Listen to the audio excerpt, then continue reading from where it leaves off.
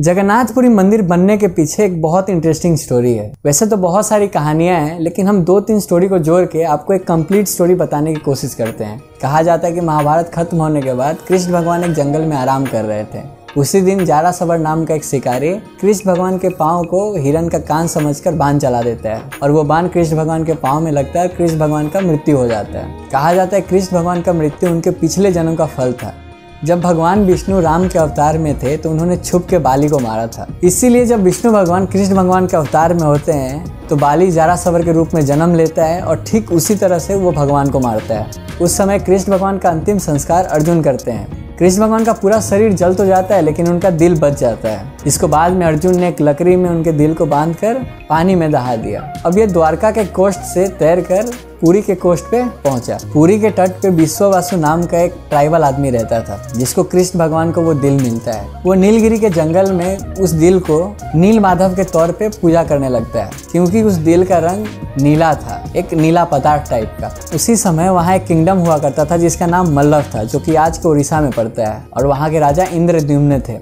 इंद्रद्युम्न बहुत बड़े विष्णु भक्त थे और वो चाहते थे कि एक बार अपनी आंखों से विष्णु जी को साक्षात देखें। इसलिए वो अपने पुजारी से पूछते हैं कि क्या दुनिया में ऐसी कोई भी जगह नहीं है जहां विष्णु जी को अपनी आंखों से वो देख सके। पुजारी बहुत सारे तीर्थयात्री से यही क्वेश्चन करते हैं, जिसमें से एक तीर्थयात्री का कहना होता है कि एक जगह है जहाँ विष्णु जी के विराट रूप को पूजा जाता है, और ये जगह पुरुषोत्तम क्षेत्र के नाम से जाना जाता है, जो कि उड़ीसा के साउथ में पड़ता है। पुजारी सब कुछ पता करने के लिए वो अपने भाई विद्यापति को भेजते हैं कि सब कुछ पता हो जाए, फिर राजा को वहाँ ले जाया जाए।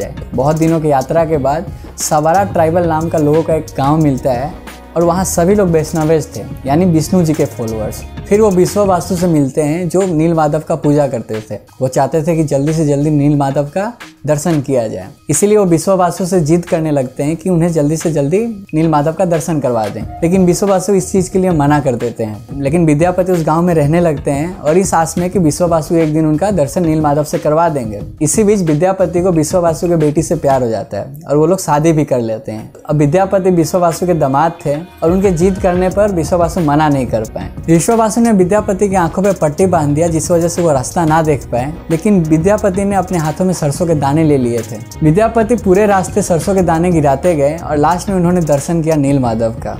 और वो हैरान थे कि इन जंगलों के बीच इतने भव्य तरीके से कैसे नील माधव को पूजा किया जाता है। और क्योंकि विद्यापति को अभी भी रास्ता का पता नहीं चला था, तो वो कुछ दिन गाँव में इंतजार करते हैं, और जब सरसों का पेड़ बड़ा हो जाता है, वो उसी रास्ता को फॉलो करके वो पूरा रास्ता की जानकारी ले लेते हैं। और रास्ता पता करने के बाद वो मल्लव वापस जाते हैं, जहाँ राजा उनका भव्य स्वागत करते हैं। जब राजा ने पूछा कि नील माधव का स्वरूप कैसा था, तो विद्यापति का कहना था कि ऐसा कुछ जिंदगी में उन्होंने कभी नहीं देखा, और शायद ही संसार में ऐसा कुछ एग्जिस्ट करता होगा। अब ये सब सुन के राजा एक्साइटेड हो जाते हैं और जाने की तैयारी में जुट जाते हैं। लेकिन फिर उन्हें पता चलता है कि पुरुषोत्तम क्षेत्र में काफी तूफान आया था, जिस वजह से सब कुछ बर्बाद हो चुका है और बालू से ढक चुका है। फिर भी वो अपने लोगों के साथ पुरुषोत्तम क्षेत्र जाते हैं, और जब वहाँ पहुँचते हैं तो वहाँ कुछ नहीं रहता, केवल बालू रहता है। और भगवान के नाम मिलने पे राजा बहुत निराश होते हैं और फास्टिंग करने लगते हैं कि ऐसे ही उनका मृत्यु हो जाए। और वहाँ के पुजारी उनको समझाने की कोशिश करते हैं कि भगवान किसी और फॉर्म में आपको दर्शन देंगे। एक दिन राजा को सपना आता है कि भगवान उन्हें लकड़ी के फॉर्म में उन्हें दर्शन देंगे, जिसपे चक्र, कमल और गदा का निशान होगा।